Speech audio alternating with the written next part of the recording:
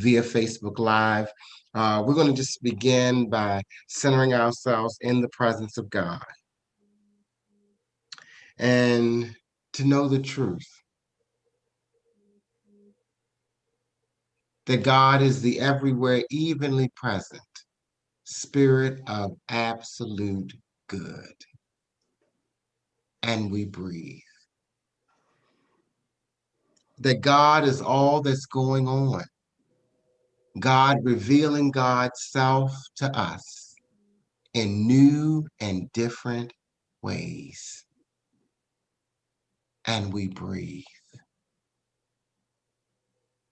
That there's only one show in town playing on every theater and every screen of our lives. And that is God, the good, omnipotence. And we breathe.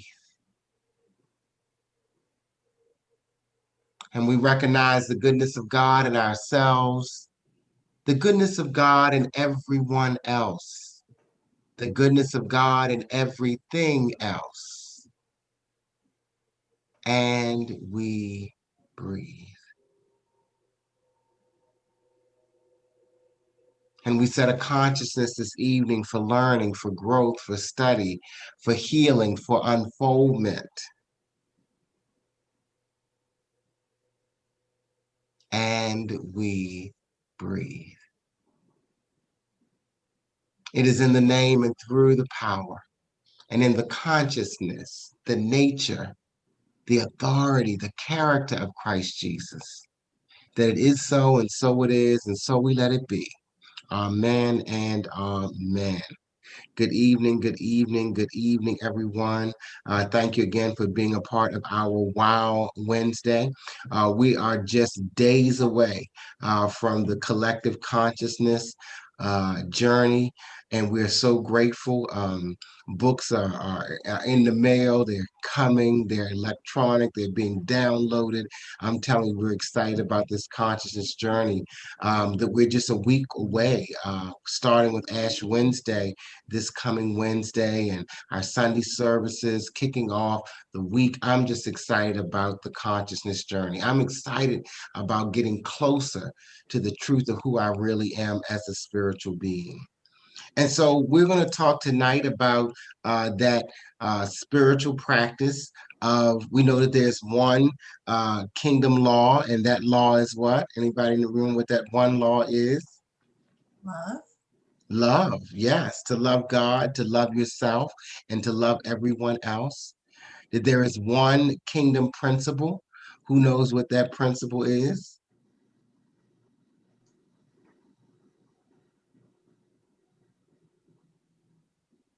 I'm thinking divine nature. No, that's one of them. But overall, what are all the principles about? Divinity. Divinity. That is the principle of divinity. That all of those principles help us to learn our divinity, help us to understand it better.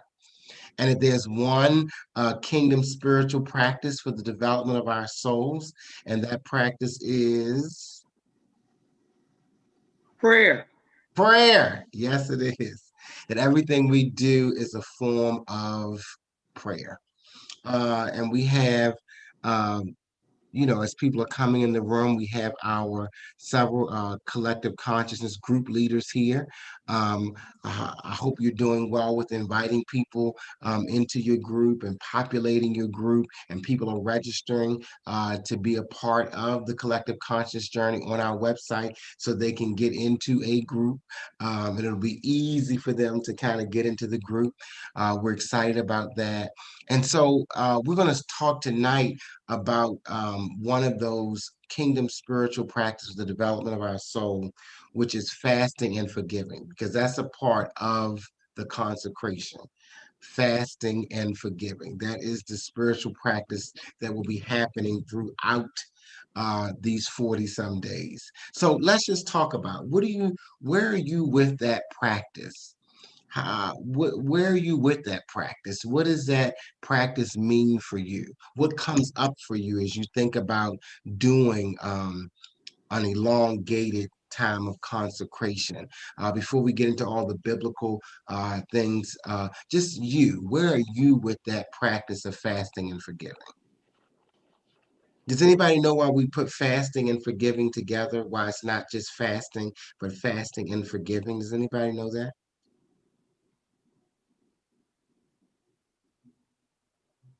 All right. All right. We put fasting and forgiving together because um, both of them are related to releasing, right?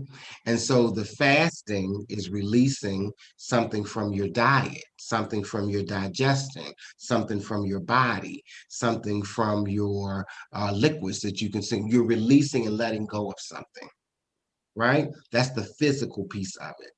But then there's a mental, emotional piece to it where you're also forgiving. You're letting go of whatever does not serve you well. And so fasting and forgiving go together.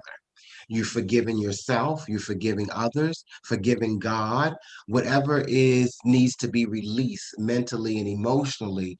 That's what the fasting and the forgiving work of. So your body as well as your soul are working together in the releasing and letting go process.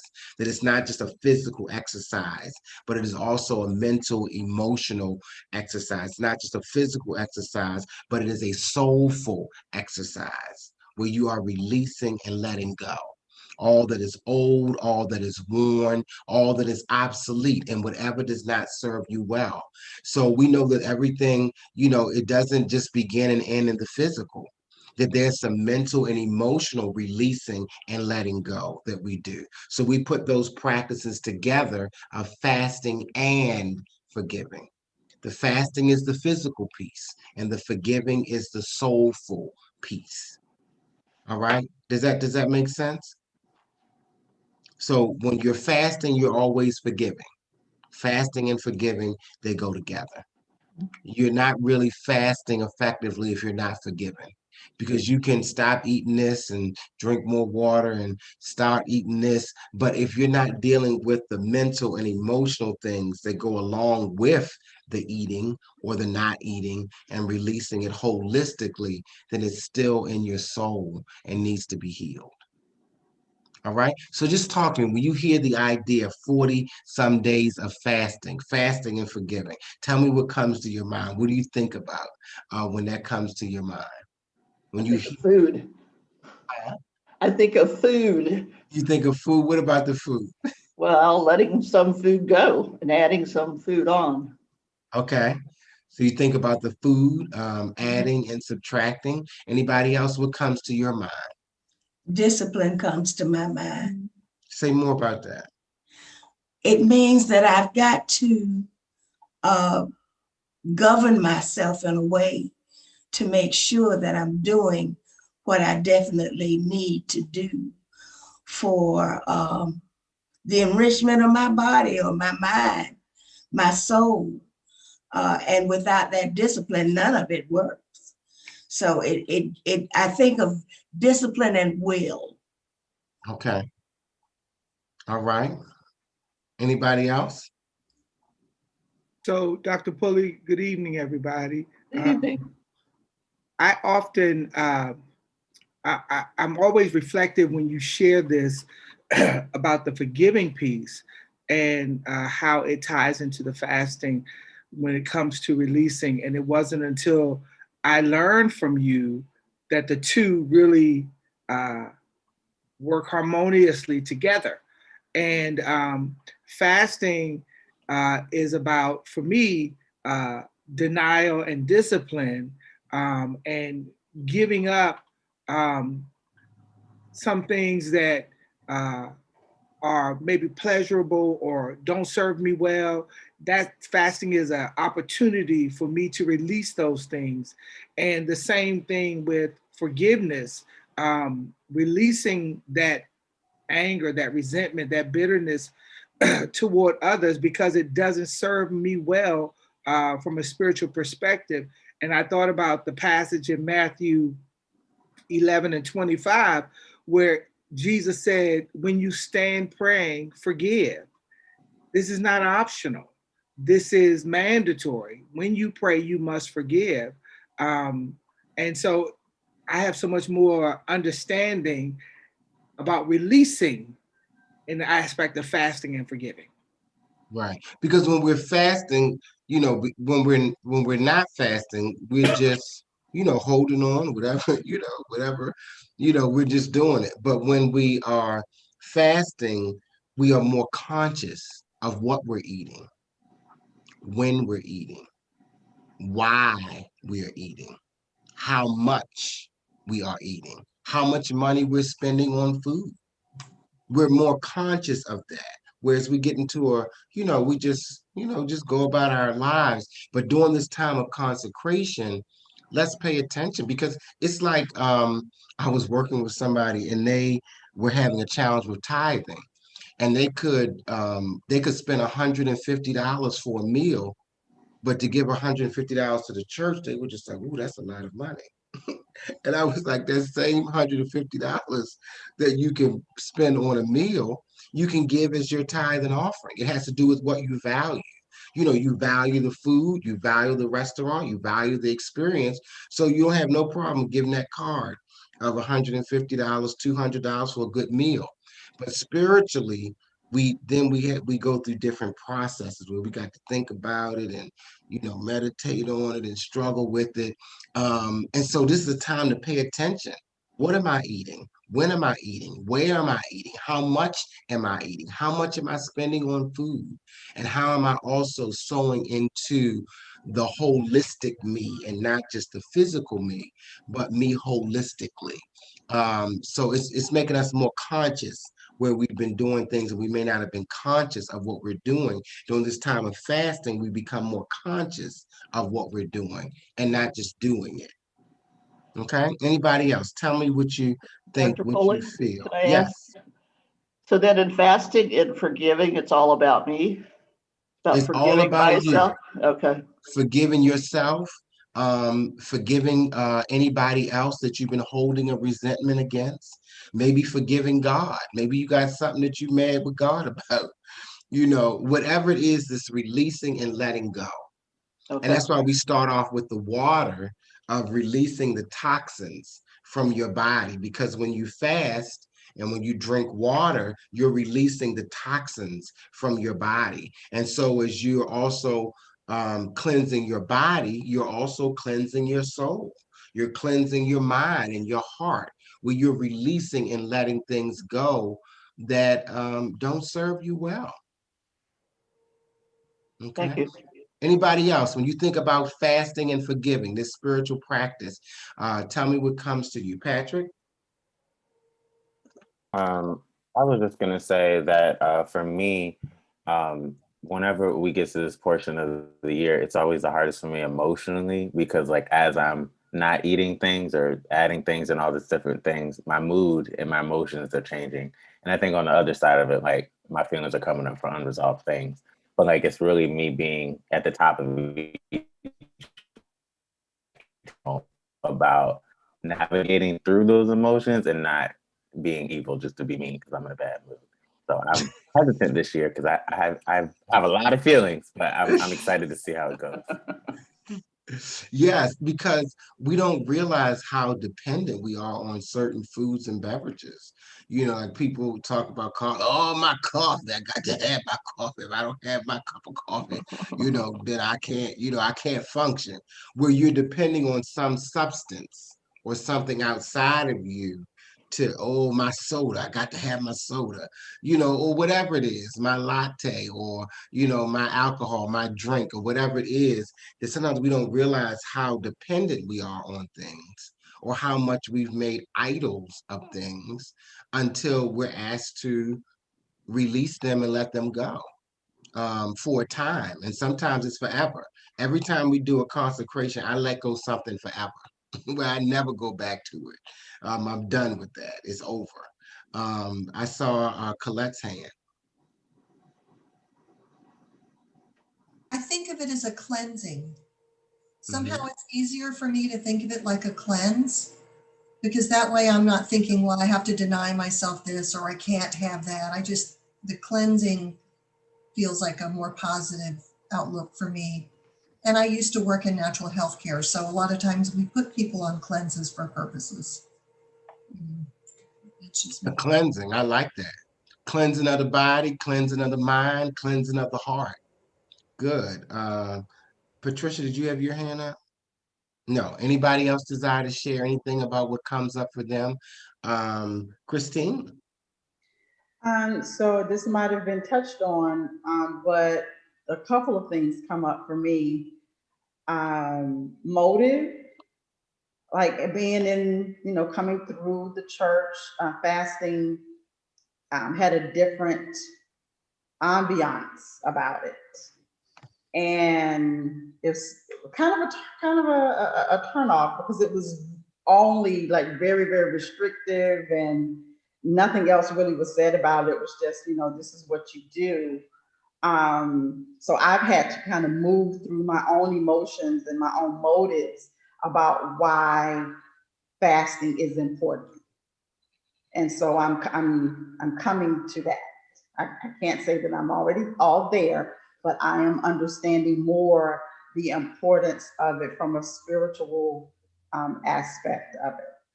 And then that kind of brings me to the second thing about choice, like choosing to fast and choosing to forgive. Those are just really big. This is big for me. Choosing to forgive. I know intellectually, I even know spiritually that forgiving is necessary. And when I understand the truth that forgiveness is about me and not the other person. So it's just, walking myself, taking myself through those our practices and really talking through the emotions about it. So those are the things that come up for me. And Dr. Pulley, Christine said something that provoked something in me about growing up in traditional church and having a kingdom perspective now about fasting and releasing. How I grew up always thinking that fasting was a way of almost bribing God to get God to do something on my behalf, especially if I wanted something materially. I would fast for 3 days or, sacrifice something in hopes that God would give me what I wanted, not necessarily even needed, but I certainly wanted it. And, or if there was some quote unquote sinfulness in my life, if I fasted enough, God would take it away from me. Right. Needless to say, none of those things ever worked. And I'm quite sure God laughed at me most of the time and said, just keep coming back, baby. You're going to get it right. And Overseer Sam, did you notice the behavior intensified? Oh, absolutely. It certainly got worse. It didn't get any better. And it wasn't until I gained a kingdom perspective, a kingdom understanding, that it brought balance to my life, and it made fasting and forgiving a joyful experience in my journey. Absolutely. Well, welcome, Minister Gina. It's good to see you. Hey. Gina's going to take us further. She's got the lesson and the plan and all that good stuff. I was just kind of opening and set the tone for you. Yes, I apologize for being late. I'm here. All right, so let me share my screen. This is exciting. We're a team. You're right on time. Hey, awesome. Yeah, it was interesting listening to the conversation about fasting. I think I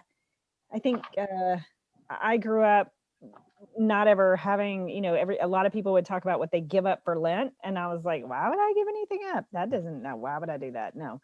And so my family, we didn't participate in that. So I think genuinely, although I'd heard about the concept of fasting and giving things up for Lent, I didn't understand it. And even when we started, the consecration at Unity Temple of Truth Church, I was like, oh, this just looks like a physical thing. And then somewhere along the way, you helped me understand, no, it's really about how attached you are to things, Gina. This is about your attachment to things that you put in your body. And I was like, oh. So and then when you put fasting, because at first if you said it, I never heard the combination of fasting and forgiving. When I first started, what I heard was, fasting. And so I made it a physical thing, right? Where I'm like, okay, well, that's healthy for my body. I can go with the physical thing. And I did all of the intermittent fasting and some of that kind of stuff. And you're like, yeah, you know how you say, yeah, baby, but let me tell you, this is really about how attached you are to things. And I'm like, oh, and then you added in the forgiveness. So, I mean, I do like it. I do like what Colette said. It's kind of like a cleansing. Like I see that it's like cleansing any attachments that I might have emotionally or physically to whatever the thing is. So it's really cool to see fasting and forgiveness in a whole different way. And so tonight is all about the foundational content. So we desire to make sure that we understand the significance of the consecration being 40 days. Did you already cover some of this, Dr. Pulley? No, Did you go I straight covered. into All we fasting and did was forgiving? talk about Okay, the great. idea and Awesome. what people thought about it. So we, as kingdom citizens, we desire that we always understand why are we doing things, not just because of ritual. There's a basis for which we do them. And we know that we always go back to the Bible for our foundation. And so it's amazing that how often the number 40 shows up in the Bible. I think you hear about it. You hear about the flood happened for 40 days and 40 nights, and maybe you heard about Moses. But you think about all the different places that 40 showed up. So 40, and so for those of us that have been kingdom students for a while, what does 40 represent? Who wants to answer Long that as it question? takes. As long as it takes. As long as it takes. So basically in the Bible, it was representative of a period of, a time of testing. In other words, you're going to be in this as long as it takes. And 40 days was significant in a lot of the biblical figures, both in the Old Testament as well as in Jesus's life. And so we have here some references, and I have the scriptures, Dr. Pulley. Do you think we should? Yeah, let's read. No, we don't need to go with the scriptures. They have the references there, Right. but the idea of that when the Bible says 40, it's not always a literal 40. Right. That it's it's a metaphorical 40. It's a metaphysical 40. We're not always sure that it was exactly 40 days. Sometimes it was a little more, sometimes it was a little less, but it's kind of like a rounded period of time of 40. Moses on the mountain, getting the 10 Commandments. He was up there for 40 days. As you said, Noah and the flood, the spies took 40 days to spy out the land of Canaan when they were um, coming from Egypt through the wilderness into the promised land. Did y'all catch that? Out of Egypt, And through the wilderness, into into the the promised promised land, land. out of Yes. the world, through the Into the church, and into the kingdom. Mhm. Yes. So that same modeling is there in the Old Testament, that they came out of Egypt, out of bondage, out of the world. They came through the church, which was their wilderness experience, with the goal always to get to the promised land, always to get to the kingdom. And what was an 11-day journey took them 40 years. And then when they, again, that number 40, not days, but this time years, where when they sent the spies out to spy out the land, they did it for 40 days. And so different people went through periods of time of consecration, David, Elijah, Ezekiel, Jesus, where they were isolated from their regular routine, their regular schedule, and they were in a period of fasting, praying, cleansing, one-on-one time with God, for clarity, for direction, for 40 days. So it has a strong biblical precedent that even Jesus, before he began his ministry, he went into the wilderness for 40 days. And then when he was with them after his resurrection, he was with them for 40 days before he ascended into heaven. So this number 40 is a powerful, powerful biblical number of really going through a time of testing, a time of probation, a time of transition, a time of, you know, moving out of one thing into something else. And so in these 40 days, be thinking about, what am I transitioning from and what am I transitioning to? I see this 40-day period as a time for me to transition out of this into that.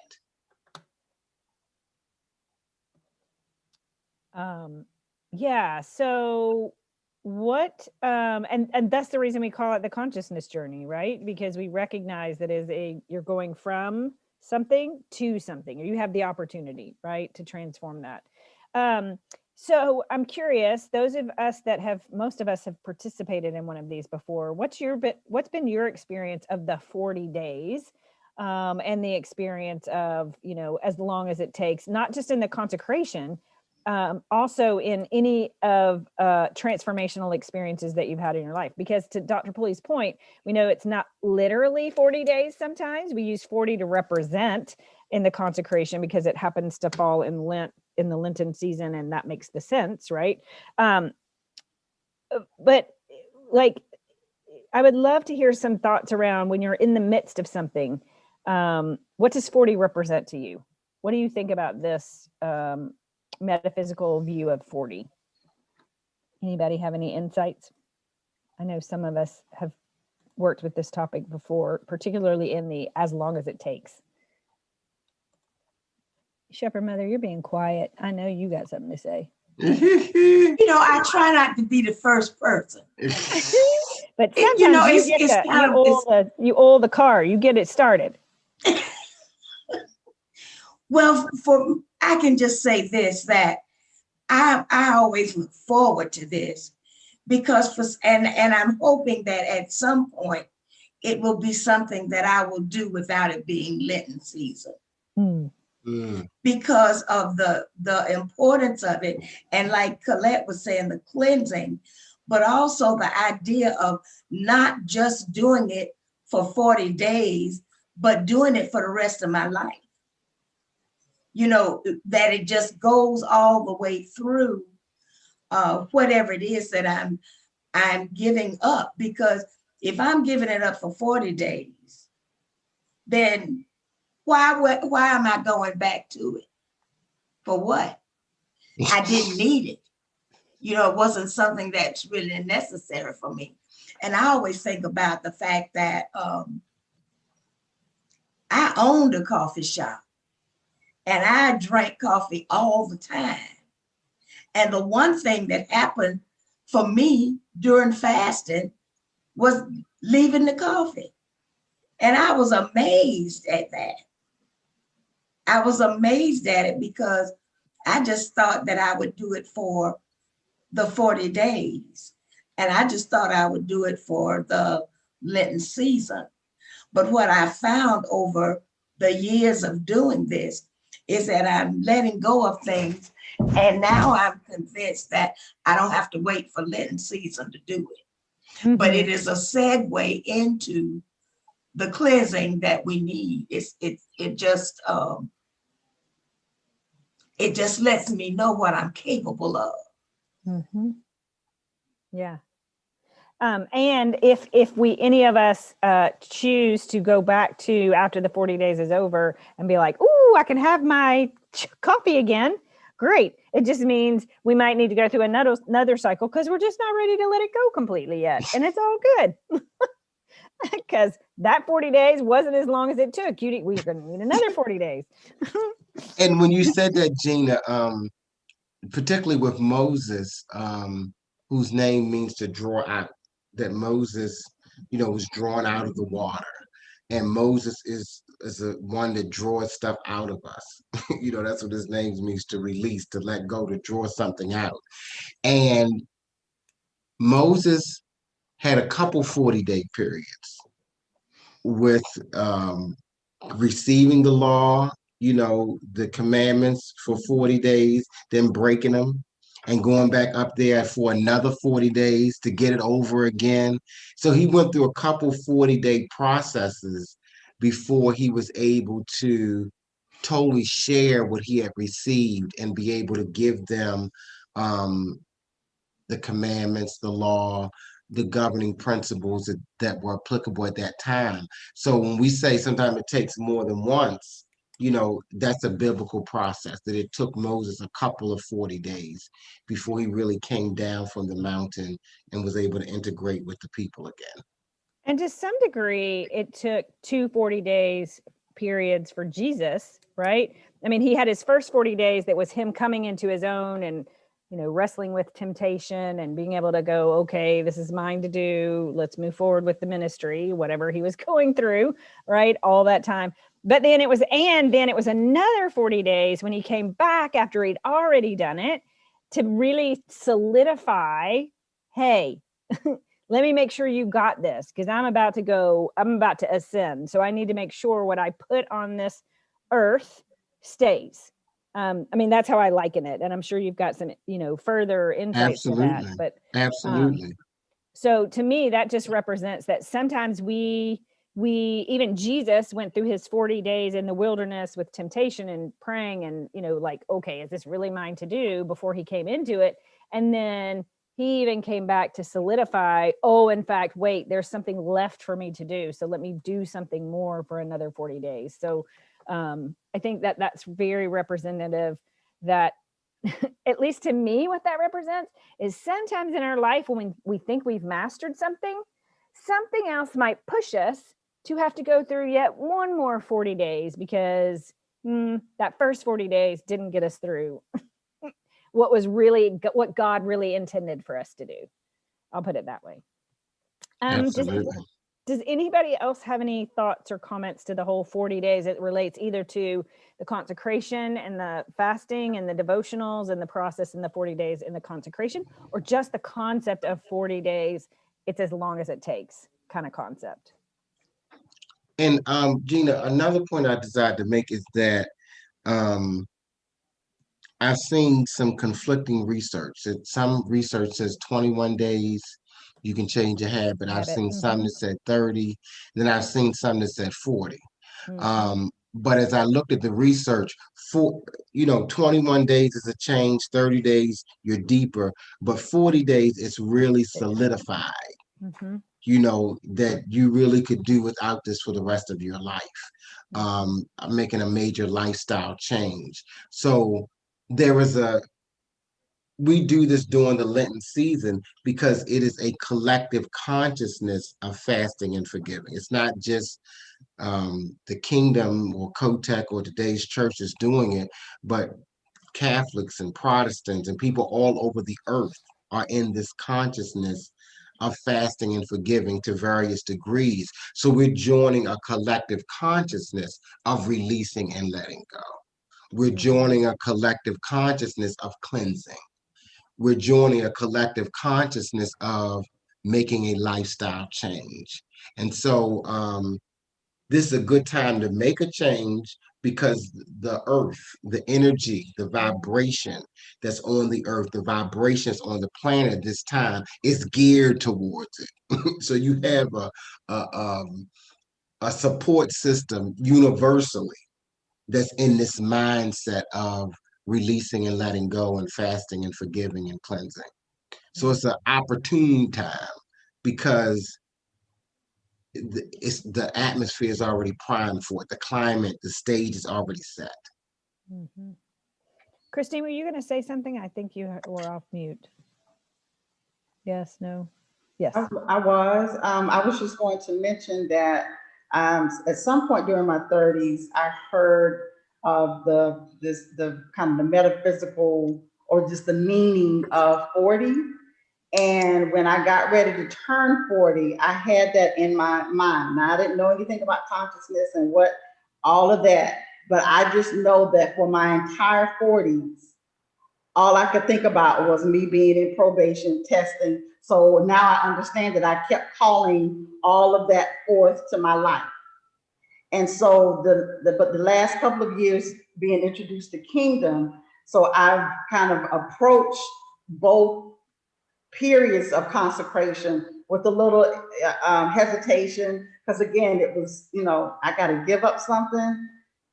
So it was a little better last year, but this year, And I came out of my 40s into 50. And, you know, with the transitioning of my mom, I actually look forward to the consecration this year. And so it's probably a combination of all of that. But I just find it very interesting that all of my literal 40s, it just seems like my whole life was always in some level of testing. And it just seemed to change and shift this year. Yeah, you know, that's such an interesting point because I think for many of us, I'll speak for myself, at the age of 40, I was like, really, is this all there is? Like, I know there's got to be something more. And that's really when I started to search for other, like something else to take me to the next level, right? And I think that's oftentimes when a lot of people do it. And then for many because of that, sometimes the 40s do feel like, I mean, I feel like I've been, let me be real. I feel like I've been in internal push me, pull me with myself over the last 10 years. But that's because I'm moving and I'm growing, right? So I think that's a really cool insight, Christine. Anybody else want to share anything? Awesome. So then we get into fasting, which you kind of started the conversation with. And again, there's a biblical foundation for fasting. There were a lot of different kinds of fasting. Jesus fasted and was teaching the disciples to fast. So, you know, of course, Jesus sets the example for us, and you've got the biblical references there. Paul went out to all the different local assemblies, all the different places that he would go to share in all of his letters to all the different communities, and talk about how they're to be in fastings often, because we know that Paul was certainly, I mean, from my perspective, he's the one that we know the most about that was really spreading Jesus's, you know, he was really in my mind, he's really the father of Christianity. He was literally spreading what Jesus was teaching. And then you have Moses, who was doing an absolute fast.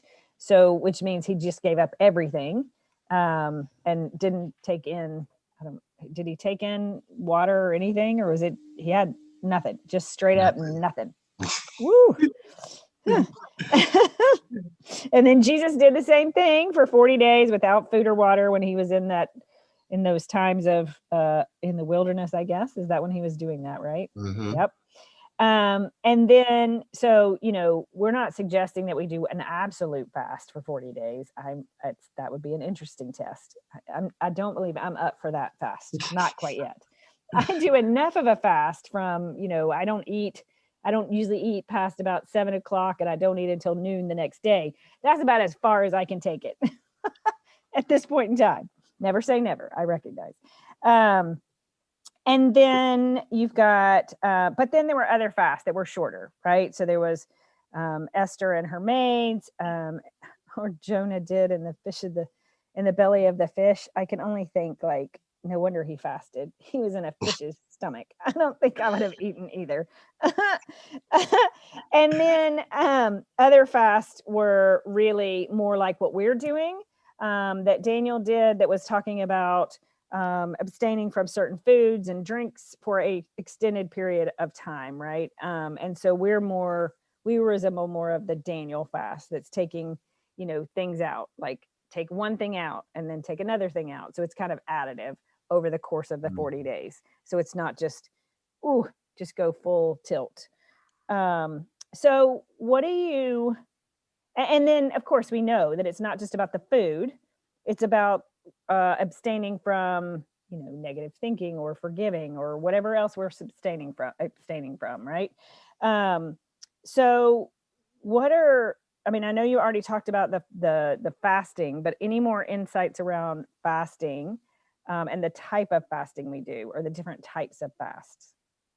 Well, Gina, one of the reasons that, so people can understand why we do the Daniel's fast as opposed to 40 days and 40 nights without nothing, I don't think people would do that, or 3 days and 3 nights without anything, is because absolute fasts require absolute isolation. I was gonna You know, say, so when they were doing these absolute fasts for 40 days, they were alone by themselves. So when they were doing 3 days and 3 nights, they were by themselves. So the Daniel fast lends itself to still being able to work and go to school and do the different things, but be conscious of what you're eating, when you're eating, why you're eating, how much you're eating, how much you're spending on food, where it's more of a consciousness thing that's integrated into your life as opposed to an isolation thing where you go away and go off.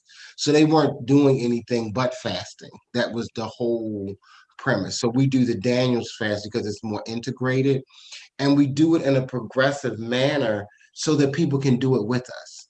You know, it's like if you've never fasted before and you take this step by step, week by week, it's easier for a new person. This is geared towards that anybody who desires to do it can do it with support, as opposed to we just gonna start right out with 3 days and 3 nights.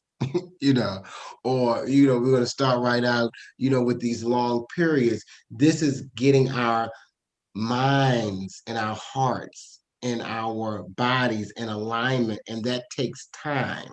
That is a progressive process as opposed to a boom all at once type of thing. So there's a reason why we do the progressive piece as and I opposed like the fact that it's additive and it has different pieces, because a lot of times my experience in people that talk about their Lenten fast, they give up one thing.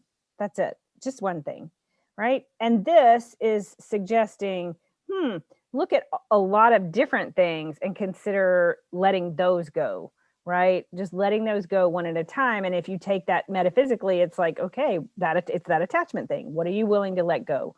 This is really about teaching us the process of letting go and not really having an attachment to food and drinks and, even, and I can say, like, I even see for myself sometimes, like, I do drink alcohol. I'm a very social drinker. And so it's like, wait, can I actually go out on a Saturday night and not have a glass of wine? Because I'm a very social drinker, right? And so it's really about that. Are you willing to, am I willing to give up some of those things that I enjoy doing? Because it's in reverence to, how attached am I to this thing, right? And it's really about change. Like if you really go deeper, it's like, okay, Gina, are you really, really ready to change that right now? And let's talk about making that progressive change, because change is a progression. Change is, we can try, because every time you try to change cold, like just cold turkey, I'll speak for myself, I want it more. Whatever the thing is, I go cold turkey, bad idea. So the progression, I think, helps us move in the direction. We're taking it a step by step by step, which makes it, I do think, Dr. Pulley, you said it's one of those things where we can help us make a lifestyle change. That's the way we make lifestyle changes. And absolute fast call for a lot more than that. Because if I did an absolute fast for 40 days, I'd probably go on a binge. Be like, give me everything I just didn't have. Give it to me. Give it to me now. And some people do that for quote unquote Fat Tuesday before Ash Wednesday. They gorge and they just go all out because I'm gonna be on this fast for 40 days. So Fat Tuesday, it's my last day. It's almost like people getting married and they have a bachelor party or a bachelorette party. It's like, let me just go wild because I'm getting ready to get married. I'm getting ready to be on lockdown. But we're looking at it more as a lifestyle thing. And it's showing us that if you've always, like, if every time, like Gina gave the example of being a social drinker, can I be social without the drink? Is it possible for me to have a good time without it? Or, where I can choose and say, oh, I can drink and have a good time. Oh, I cannot drink and have a good time. That it's not this thing is associated with this thing. And unless this goes with it, then I don't want to do it. That you're learning that I am not attached to it, that I can have a good time with it or without it, that I don't need it to relax me or to have a good time, or because I can be in a situation where people are doing other things and I can choose to do something else and still be a part of it. So it gives us that type of thinking and consciousness to look deeper at regular habitual type of things. Anybody have any? Christine, were you going to say something? You're off mute. Sometimes you're on mute. Sometimes you're off mute, and that's my clue that you desire to say something. Anybody have anything to add on that? Colette. 2 questions. In the past, I seem to remember that sometimes we had a period of time on Sunday where the routine was broken.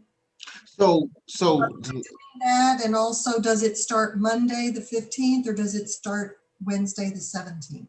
okay, good question. So the if you're doing a 40-day fast, right? 40 days is from Ash Wednesday to Good Friday with Sundays off. That would give you 40 days exactly, right?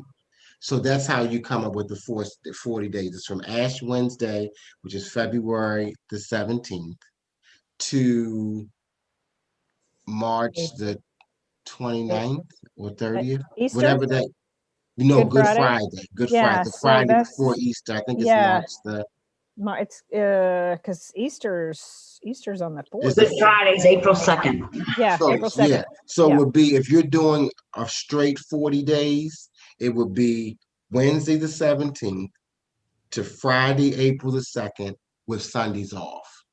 That would give you 40 days.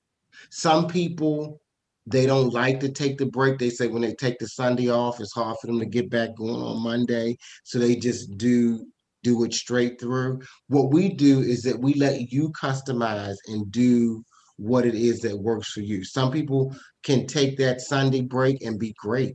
Some people might take the break on Saturday because they have something, or a wedding or something that they have to do, but they give it 40 days. And so it's flexible, it's geared towards you. It's not a rigorous, religious, thing like that. And some people can handle that and some people can't. Some people say, look, I'm doing it from Sunday when we start on Valentine's Day until we stop, and that's it. I don't need no breaks. I don't need no adjustments, because once I do that, then it doesn't work for me. So you get to customize it in the way that works for you.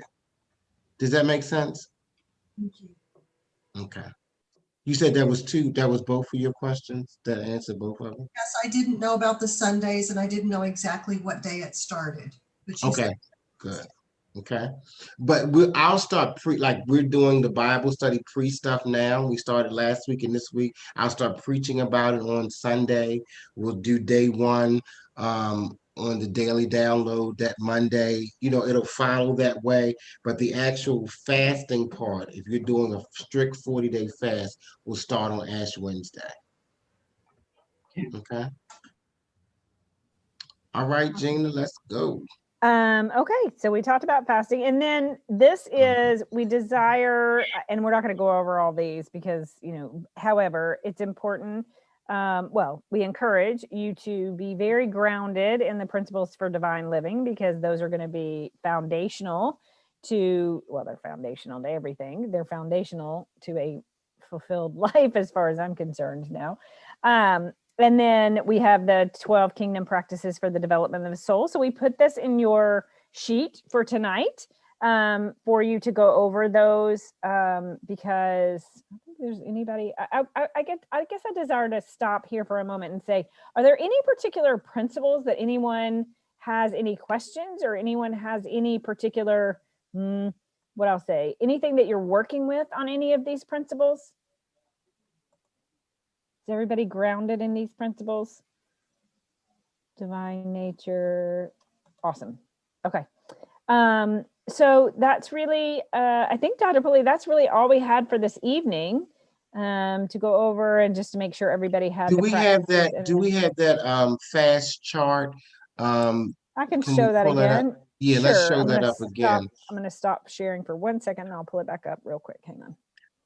So that we can kind of, and it's in your book, it's in your it's also in the electronic copy of the book, it's in the It was in last week's sheet last as week's well. constant contact sheet. You have this, but just so you can see again, since we're talking about fasting, the structure of this and how this is working. Because we're looking at the heart. So we're looking at things that you eat a lot of, things you eat a little of, and things you avoid. So like week 1, we're suggesting you drink a lot of water, have a little tea, a little coffee, and avoid alcohol, sodas, and dairy. So week 1 is all about liquids. It's all about what you're drinking. All right. And so we say a lot, a little, and avoid. You know, I'm into alliteration, so it's all A's. But I'm gonna have a lot of water, maybe a little tea and coffee, and I'm gonna avoid alcohol, sodas, and dairy. Okay. And then you build. Some people are not building, they're just doing that thing for the week. And that's okay too. If you're just saying, this is week I'm working on this, and the next week I'll work on something else. Some people are building where I start with this and I keep building each week. Some people are just focused on the thing of the week. And whichever you choose to do, it's okay. It is your journey. And we're with you to support you in whatever you choose. All right. The second week, we're saying eat a lot between 12 and 8 p.m. Make that your major time of eating. Eat a little between 8 a.m. and 12 noon, and then avoid eating after 8 p.m. So each week is giving you a little, it's giving you a lot. I mean, a little. It's giving you a lot, a little, and then what to avoid. Okay. The next week, we're having a lot of fresh meat and vegetables. We're a little frozen meats and vegetables, and we're avoiding canned and processed meats and vegetables. All right, to kind of focus on the freshness of your food, the freshness of your meat and your vegetables, and not a lot of processed stuff. So that's what we're focusing on week 3. All right, week 4, we're dealing with how we prepare it. We're saying eat lots of raw vegetables and berries, fruits, a little baked and broiled, and then let's avoid fried foods, especially fried chicken and French fries. And this is coming from a heart health perspective. They say with heart health, fried chicken and French fries are like some of the worst things you can eat for your heart. And go back up, Gina. Researchers says canned and processed down just a little bit. Canned and processed meats and vegetables are like the worst things you can do for your heart. Because of all the So salt. whatever we're saying avoid, we're saying it in alignment to heart health. You know, the canned and processed meats and vegetables are not good for your heart. Fried foods, you can go down a little bit. Fried foods, deep fried foods are not good for your heart. So now they may taste good. I like a piece of fried chicken. I like my French fries. But as we're dealing with the heart, it's not good for the heart. All right. Week 5, we're saying eat a lot of food that doesn't have sugar or starch. A little brown stuff like brown sugar, wheat flour, brown rice, and let's avoid the white sugar, white flour, white rice. Christine has a question. Dr. Pulley, Yes. can we go back up real quick to 4? I know people are now using an air fryer. So is it the oil that makes it heart unhealthy, or is it the fat? Is the actual process of frying? It's the actual process of frying. It Okay. depends on how you use your air fryer, though, because if it literally is an air fryer and it's like an air bake and there's no oil, then those are okay. It just depends on what the process is. Some But people most pour a air little fryers, oil in the air fryer. yeah. So that's it, right? So it is the process of that. Okay. So yeah, definitely, because it's definitely the oil that causes a lot of the problems, because most of that oil is not good, and it's the oil and batter for some of that stuff, but mostly the oil. Mm-hmm. Thank you. All right, week 6, meatless meals. Those words are separated, but meatless meals. We're going to do a lot of meatless meals. If you're going to eat meat, eat a little poultry and seafood. And what we're going to avoid is beef and lamb and pork. All right, because those things seem to be less healthy for the heart. And it's just based on the research. All right. week 7, we're really focusing on getting down to water, raw vegetables, fruits, fresh fruits, nuts, lentils, beans, a little flat bread, or if you need pasta, veggie pasta. But they say the worst things you can eat is pizza and pasta as it relates to the heart. That the heart does not like pizza and pasta. It's like, whoa, those are the things I like. So each week we're looking at heart health, and we're seeing, instead of saying, you can't have this, don't eat this, we're saying, focus what I'm going to have a lot of, what I'm going to have a little of, and what I'm going to avoid. Couple people I haven't heard from tonight. Let's see. Mark, what do you think about this? A lot, a little, and avoidance. Oh, you're on mute. You Gotta on come off mute, Mark. You on mute. Mhm. Yeah, like Gina, like I never did this stuff before. I did it last year. I think I avoided ice cream. It's just something I like to eat. But so it was a commitment to I look at it as more as a commitment that is in the back of my mind. Oh yeah, I don't want to eat that ice cream tonight and stuff like that. I'm in a mode right now that I am trying to eat. I'm trying to put weight on. So these don't make sense to me from I guess maybe from a type of food like pizza and pasta. Don't eat that because it's not good for your heart. I agree. So I'm trying to eat things that are good for me, but I'm trying to put on weight. I'm trying to add muscle and density and things like that because I'm losing a lot of weight. So and that could be age related or whatever it is, but but I like the idea. I guess I can understand it. I mean, the alcohol and stuff, I mean, that'd be a good thing to avoid, over, for a week 1 or maybe all the weeks. But I'm not a follower of this kind of stuff. I never did it. And, but what I was thinking of, and I don't want to drag this on too much, but what I was thinking of was, like, I've been working out 3 times a week since 1990. And so it's a commitment, and it's a diligence around something. So and if the 40 days means what's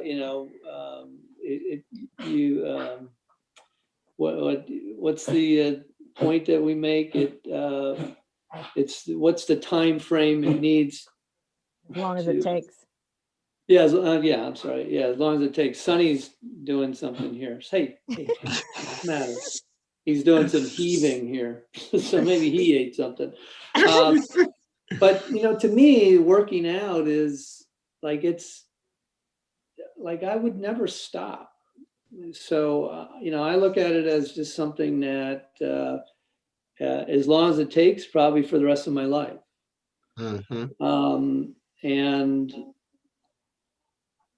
And so I make those kind of commitments, and then I just live with those commitments, and I've been living with it for 30 years now. That's good. So what I heard you say is that finding the balance of foods that are healthy and that will help you build muscle mass. Just maintain my weight or add a little weight, and I know that's probably killing people that listen to me, but yeah. Okay.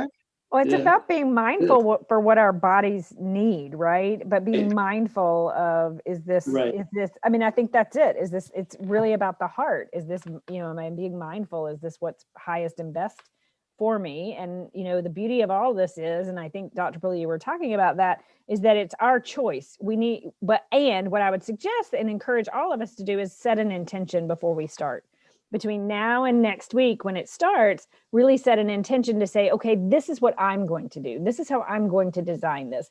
As Dr. Pulley oftentimes says, these are recommendations, right? Mhm. And so really the important thing is to look at it for yourself, for ourselves, to say, how am I going to do this? What works for me? And so you have this, chart, and you can make your own chart, right? And so, I think to me, this represents a structure, but we all have to meet ourselves where our bodies are, because we all need different things. And, sometimes we want to make it additive, and sometimes we just want to make it a week. So it's about whatever works. And I agree. I do think it's important to set the intention. Absolutely.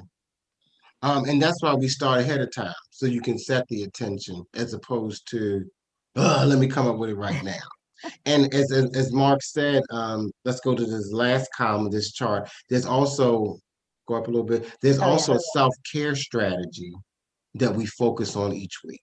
And so intimacy is week 1, and rest is week 2, and building, exercise, really focusing on that week 3, checkups, week 4, treating yourself with healthy things, week 5, beefing up your outward appearance, week 6, and recreation, week 7. So that it's a holistic thing, not just about the food, but how can I live a better life overall?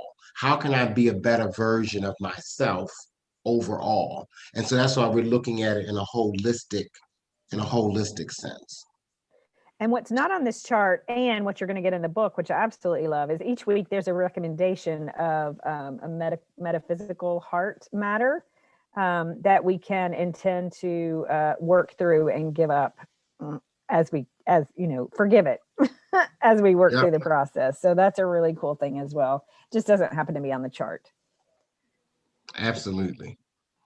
Any Awesome. other questions? Anybody else have any comments? I haven't heard from Najida. Who else are my quiet people? I didn't hear from Sharon tonight. Patty's been a little quiet. Cheryl, anybody? Any of y'all quiet people got something you desire to say? Hey, Dr. Jones, anything? Yeah, this is like my favorite time of year. I love this time of year. And like last week in preparation, because it just reminds me of discipline, because I always feel like I'm lacking some of that in my life. And so, so I don't know, what do we call this? Lent? Do we call it Lent? Yes, it is Lent. Yes. Okay. So I'm like old school, you would give up one thing and, no meat on Fridays. And, but like last week, which I still stuck with it. I gave up coffee. And so I'm drinking tea instead of coffee. So I'm a whole week with that already. So Yay. yeah. So okay. You love this time of year. I do. it. Yeah, Lent and Easter, and then it's Easter. That's the big celebration. I get so excited for the next 40 days. Yeah. Absolutely. Anybody else desire to say anything before we close? No? Okay. Yes, Sharon. Green tea, is that when you say drink as much water as possible, we can't have any green tea? No, you can have whatever you desire to have. No, I mean, when you say water, though, do you want us to just try to stick to just plain water?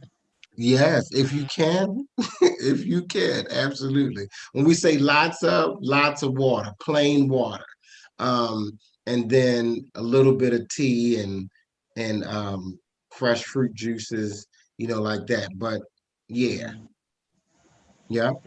a lot, a little, and what I'm avoiding. Okay, thank you. Okay. Anybody else? Any questions, comments before we close? I'm excited getting geared up for the conscious journey. Join me in the journey. Yes. Tell your family, your friends, that people join you. Support systems when you're doing something for a long period of time. Support is the key. Remember to sign up for your collective consciousness group. Your group leaders will start reaching out to you. We'll have breakout groups if they haven't already reached out to you. Be looking to hear from them. We'll start with Ash Wednesday, and then every Wednesday after that, we'll break into our groups. Ash Wednesday, we'll start collectively as a whole church community. And then every week after that, we'll be in our breakout groups. We'll come together like we are tonight, and then we'll break into our breakout groups. Okay. All right. This Sunday is communion. Um, we didn't have it last week because we had Super Bowl Sunday. Gold Bucks, we won. Yay. And we're going to have communion this Sunday, 8:45 drive-in, 10:30, as well as 2 o'clock. It is our communion Sunday. This coming Sunday is also Valentine's Day, and it's the kickoff for the consciousness journey. All right. Books will be available for Sunday for those who desire to get that hard copy, signed copy. They'll be available Sunday at all 3 of our services. And if you're dropping by, you can drop by and get yours. All right. All right. Let's prepare to give as we continue in our collective prosperity consciousness and our individual prosperity consciousness. There's so many ways to give. You can do it on Givelify, Venmo. I like Givelify because it gives me a statement. And they sent me my statement, and I was like, yes. I did really good, did really well last year. So you Givelify, Venmo, Cash App. You can give on the website. If you're writing a check, make it payable to today's church. Once you have your device in your hand, affirm with me. Where's my Givelify? Where's my Givelify?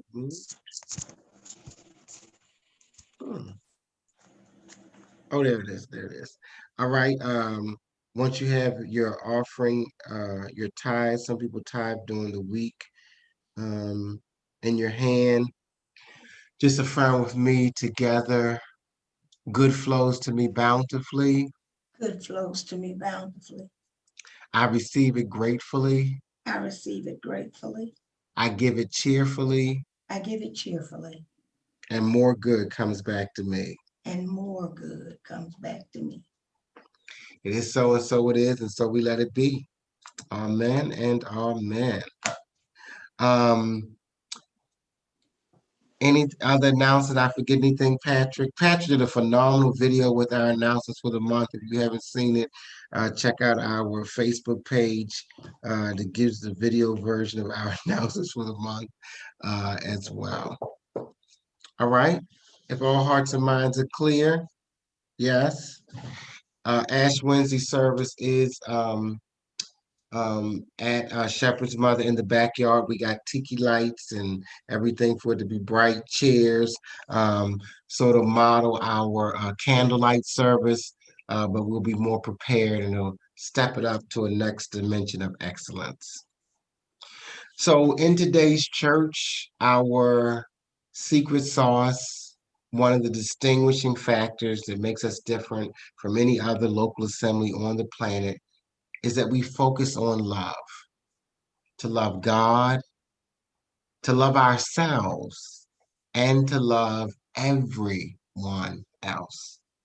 And this love doesn't start with us. It does not originate with us. It starts with God. And I am grateful. I am so grateful that God loves me. God loves me. God loves all of me. And wherever I am, God is. Wherever I am, love is. And all is well, all the time, with everybody, everywhere, because God loves us. God loves us. God God loves loves all all of of us. us. It is in the name and through the power and in the consciousness of Christ Jesus that it is so, and so it is, and so we let it be. Amen and amen.